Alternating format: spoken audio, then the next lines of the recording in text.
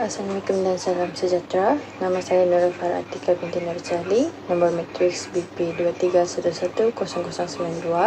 Saya akan menerangkan bagaimana cara untuk memasukkan data daripada Excel ke SPSS.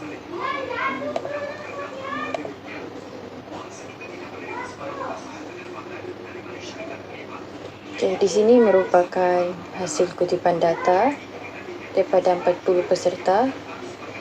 Okay, sekarang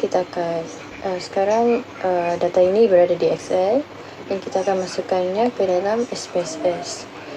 Yang pertama, kita akan menekan bahagian variable view. Di sini akan kita letakkan semua data yang kita perolehi bermula daripada jantina.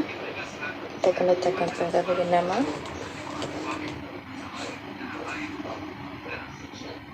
Jenis adalah berbentuk numerik kerana dia melibatkan nombor. Label, kita boleh letak jantina responden.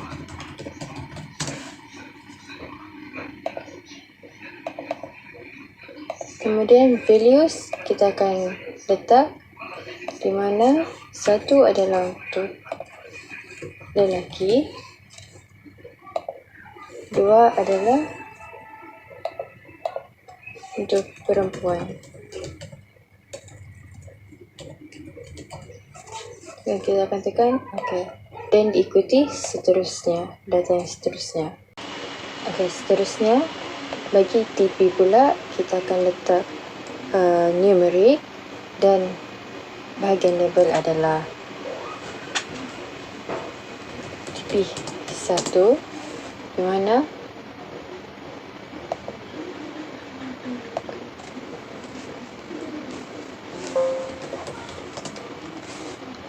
untuk value dia adalah satu adalah sangat tidak setuju,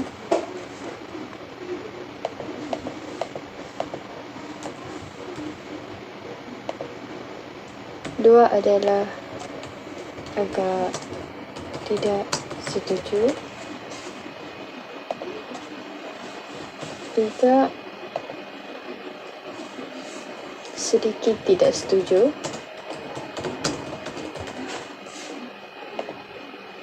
empat adalah neutral, lima adalah sedikit setuju,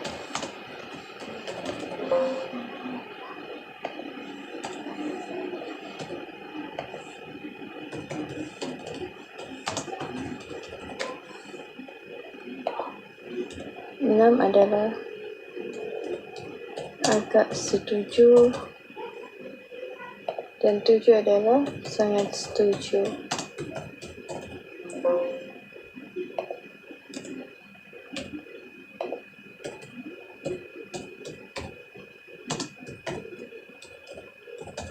Dan akan diikuti seterusnya.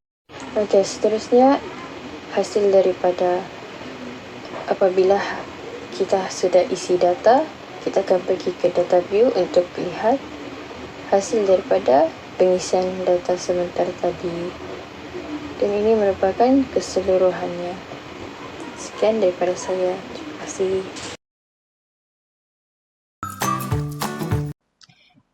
Hello, Assalamualaikum dan salam sejahtera. Nama saya ialah Sharon Anak Bada.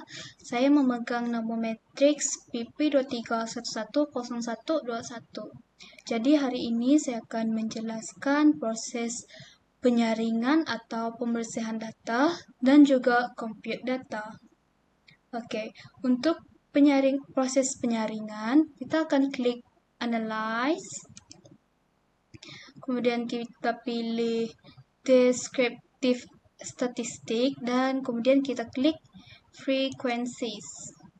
Di sini kita akan add bilangan ataupun ID, jantina, umur, fakulti, program pengajian, tahun pengajian, nama universiti, jenis universiti, dan juga lokasi university. Kemudian lepas kita klik, kita klik add, kita klik lah OK, pilih OK.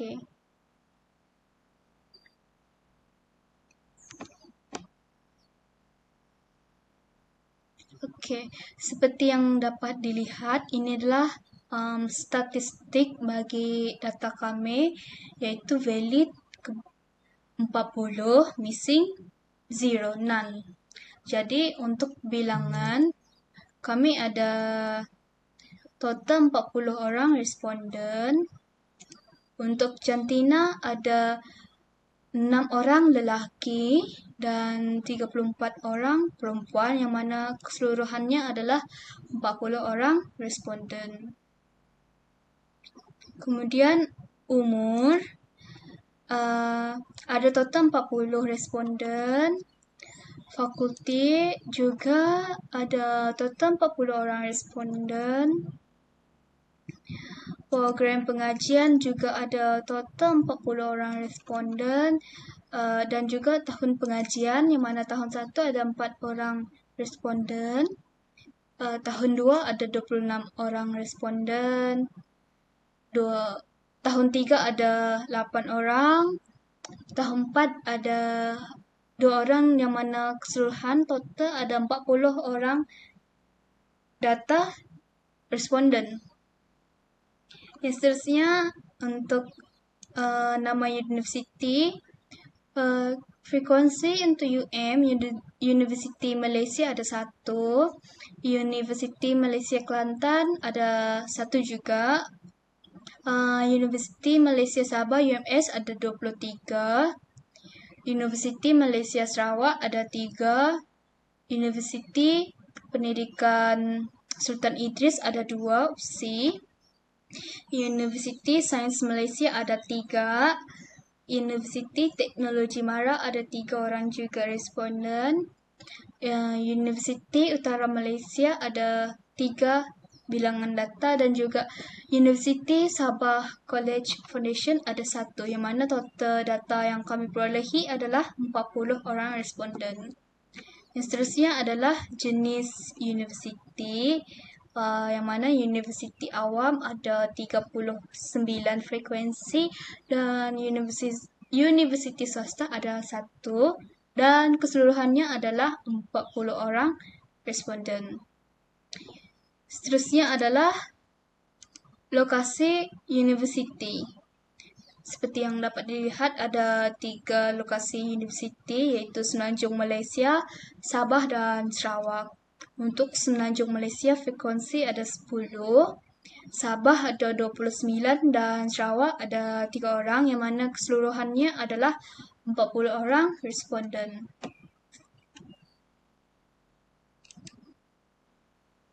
Okey, seterusnya saya akan menjelaskan tentang proses pembersihan data, yang mana kita akan reverse nilai-nilai yang kita pilih kepada nilai yang baru. First, kita klik transform, dan kemudian kita klik record into same variables. Di sini kita akan reverse data bagi variables TP2, TP4, TP6, TP8 dan juga TP10. Jadi kita klik and add TP2, TP4, TP6, TP8 dan juga TP10. Pas kita add data variables yang kita mau reversekan, kita pilih all and new values. Di sini kita akan letak skor yang lama dan kita akan tukarkan kepada skor yang baru. Misalnya, untuk 1 akan ditukarkan kepada 7, add. 2 akan ditukarkan kepada 6, add. 3 akan ditukarkan kepada 5, add. 4 masih juga 4, add. 5 kita akan tukarkan kepada 3, add. 6 kita akan tukarkan kepada 2, add. Dan 7 kita akan tukarkan kepada 1, add. Lepas kita add all and new values, kita akan klik continue. Okey, lepas tu barulah kita klik okey. Seperti yang dapat dilihat, skor ataupun nilai bagi value TP2, TP4, TP6, TP8 dan TP10 sudah di reverse. Contohnya yang seperti yang ini tadi, nilainya adalah 5 dan setelah kita reversekan dia menjadi 3. Oke, seterusnya saya akan menjelaskan proses compute data, yaitu proses lepas penyaringan atau pembersihan data di mana kita akan menggabungkan nilai total score yang kita inginkan. First, kita akan klik transform, kemudian kita klik compute variable. Oke, untuk target variable ni kita letak tajuk yang kita inginkan, dan di numeric expression ni kita akan klik and add variable yang kita ingin totalkan dia punya nilai ataupun skor tadi. Contohnya, saya letak di target variables ni SWLS. Di numeric expression ni, saya akan klik add SWLS1 plus SWLS2 plus SWLS3 plus SWLS4 plus SWLS5. Okay.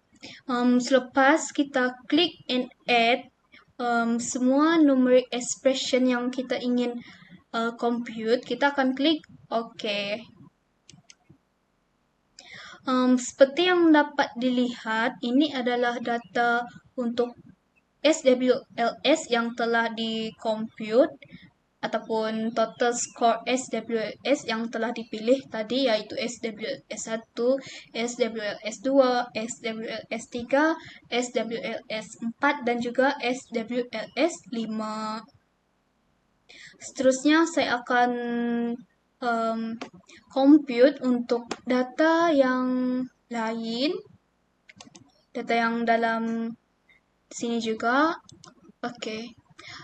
Kalau kita punya compute variable ni dia keluar macam ni, kita boleh klik reset untuk padam dan kita akan pilih variable yang baru. Contohnya untuk target variable yang seterusnya saya letak extraversi. Di sini saya akan gabungkan TP1 dengan TP6.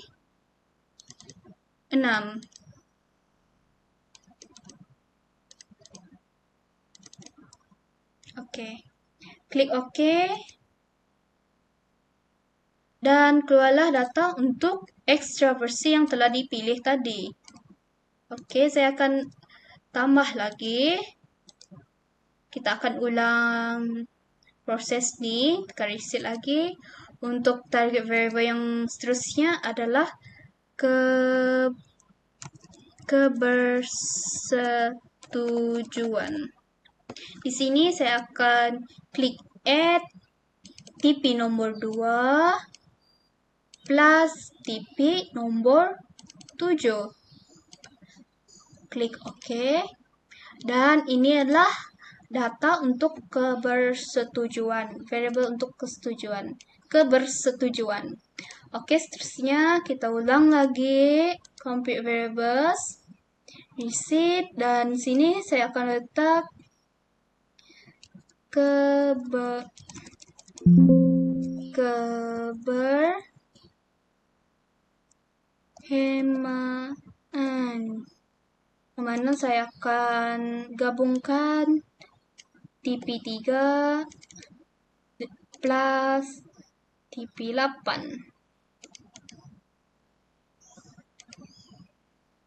Ini adalah total score untuk TP3 dan TP8. Seterusnya saya akan ulang lagi proses ini untuk compute variable yang seterusnya. Kita reset dan target variable ni kita letak kestabilan emosi. Untuk target variable kita tidak boleh letak space. Jadi kita letak underscore. Untuk numeric expression kita akan letak TP4 plus TP9 at seperti yang dapat dilihat, ini adalah total untuk TP4 tambah TP9 bagi variable kestabilan emosi. Seterusnya kita akan buat compute data yang terakhir. Oke, kita reset lagi. Dan untuk yang ini kita letak keterbukaan kepada pengalaman. Oke, kat sini kita akan klik add TP5 plus TP10. Seperti yang dapat dilihat, ini adalah compute data bagi TP5 dan TP10 tadi untuk variable keterbukaan kepada pengalaman. Itu sahaja daripada saya. Sekian, terima kasih. Nombor matriks BB23110119 dan saya akan terangkan bagaimana untuk menjalankan analisis statistik deskriptif. Selepas kita import data dan compute variable, kita tekan analisis deskriptif statistik dan kita pilih frekuensi. Dan mengikut rubrik, pemboleh ubah yang kita nak test adalah jantina, umur, fakulti, program pengajian, tahun pengajian, nama universiti, jenis universiti, dan lokasi universiti. Selepas kita pilih pemboleh ubah yang kita nak test, kita tekan statistik. Untuk percentile values, kita pilih quartiles dan di central tendency ini kita pilih mean, median dan mode. Untuk dispersion, kita pilih standard deviation, variance, range dan pilih minimum dan maximum. Dan kita pilih continue. Manakala untuk chart ini, di sini mempunyai 3 jenis chart, iaitu bar chart, pie chart dan histogram. Di sini saya akan gunakan bar chart dan chart value kita pilih percentage. Dan kita tekan continue. Selepas tu kita tekan OK. Dan di sini statistik kita akan tunjuk di sini. Okey, kita lihat satu dengan satu. Kita telah mengutip 40 orang responden, 40 orang data. Di jantina, kita mempunyai 6 orang lelaki responden dan 34 orang perempuan responden. Dan percentage untuk lelaki adalah sebanyak 15 dan percentage untuk perempuan adalah sebanyak 85%. Di sini untuk umur, kita mempunyai responden dari umur 20 hingga 33. Responden yang paling banyak adalah umur 22 tahun, iaitu sebanyak 25 orang responden dan percentage untuk 22 tahun adalah sebanyak 62.5%. Yang kedua adalah responden 23 tahun, iaitu 8 orang responden dan percentage dia adalah 20%. Di sini kita boleh lihat contoh fakulti yang telah kita kutip. Contoh fakulti mempunyai College of Business, Faculty of Arts and Creative Media, Faculty of Business and Management, and also Fakulti Ekonomi dan Perniagaan. Dan kita boleh lihat Fakulti FSSK iaitu Fakulti Sains Sosial dan Kemanusiaan mempunyai responden yang paling banyak iaitu 6 orang responden. Percentage dia adalah sebanyak 15%. Dan yang kedua adalah FPEP, Fakulti Perniagaan Ekonomi dan Perakaunan. Responden dia adalah sebanyak 5 orang responden dan percentage adalah sebanyak 12.5%. Seterusnya, kita lihat dari program pengajian. Contoh program pengajian mempunyai Accounting, Data Science, Diploma in Animation, Ekonomi Sumber Manusia dan sebagainya. Okay. Untuk program pengajian, kita mempunyai 4 orang responden yang paling banyak dari psikologi counseling. Percentage dia adalah sebanyak 10%, dan yang kedua tinggi adalah sejarah. Mempunyai 3 orang responden dan percentage dia adalah sebanyak 7.5%. Tahun pengajian kita mempunyai responden dari tahun 1 hingga tahun 4, dan responden yang paling banyak adalah dari tahun 2 iaitu sebanyak 26 responden. Percentage dia adalah sebanyak 65%, dan yang kedua tinggi adalah responden dari tahun 3 iaitu sebanyak 8 orang responden dan percentage dia adalah 20%. Di sini kita boleh lihat nama universiti yang telah kita kutip. Contoh nama universiti seperti UM, UMK, UMS dan UNMAS dan sebagainya. Dan responden yang paling banyak adalah dari UMS iaitu sebanyak 23 orang responden. Percentage dia adalah sebanyak 57.5%. Dan yang seterusnya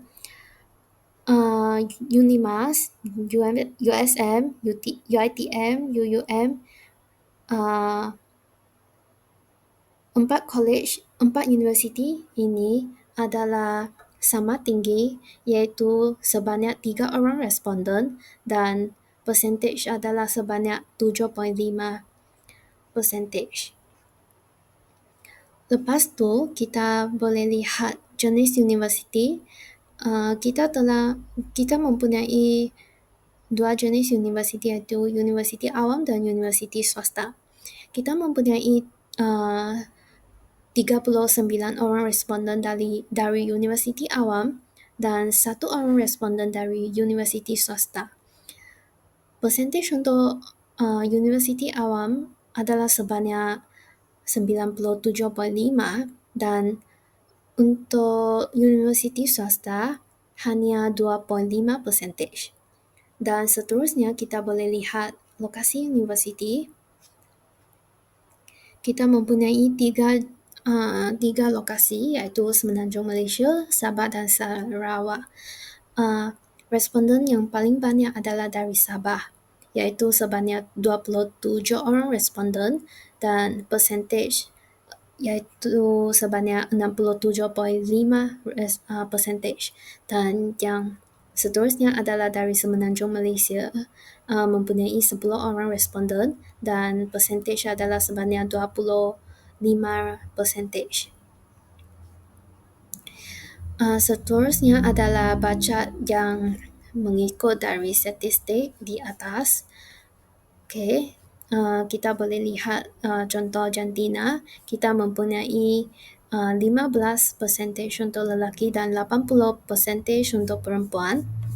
Jadi kita boleh lihat yang ni untuk perempuan adalah 85% dan lelaki adalah sebanyak 15%. Dan seterusnya adalah umur untuk 20, 21, 22, 23, 25 dan 26 dan 23. Okey, di sini kita boleh lihat 20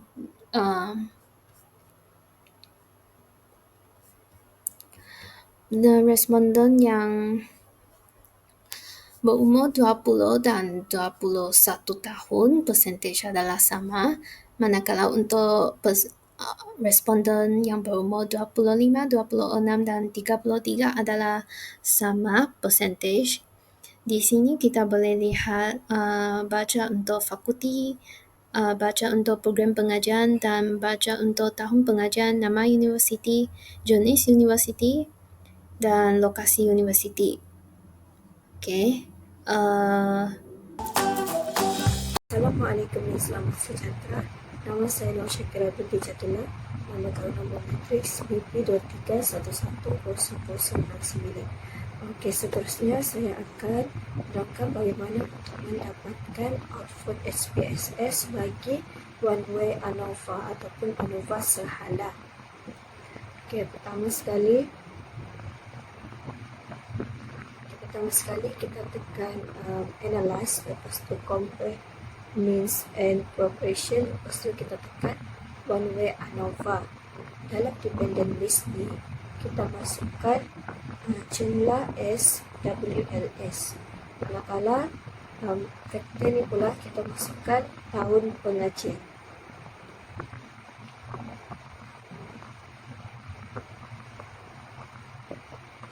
Lepas tu bahagian post-hoc ni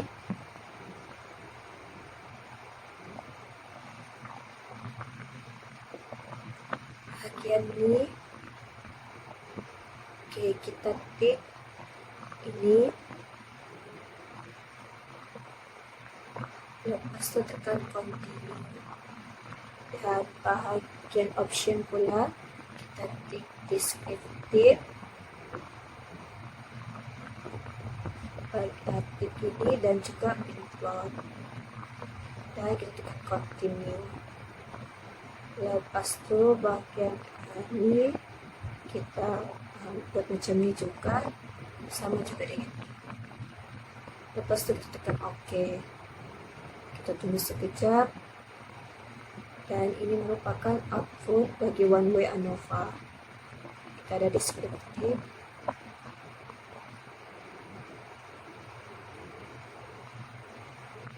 okey, berikut merupakan output bagi ANOVA, one way ANOVA.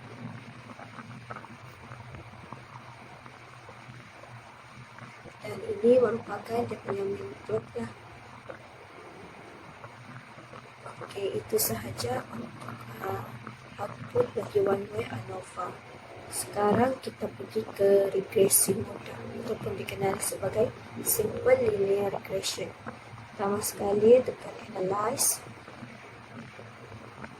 lepas tu tekan regression dan tekan linear. Lepas tu bahagian dependent ni kita masukkan jumlah SWLS, dan manakala independent ni saya akan masukkan ekstraversi, kebersetujuan dan keberhemahan. Okey, bahagian statistik pula kita tik estimate dan juga virtual fit. Lepas tu tekan continue. Bahagian ni kita letak X, Y, this one. Manakala bahagian Z pula set X, tekan tu dan kita tekan normal probability plot ni. Tekan continue. So, kita tekan OK, dan ini merupakan output bagi regresi mudah. Kamu boleh tengok sendirilah dia punya output.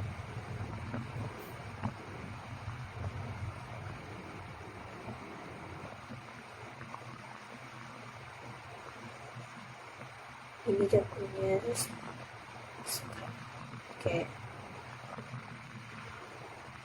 Rasanya itu saja daripada tutorial kami. Sekian, terima kasih.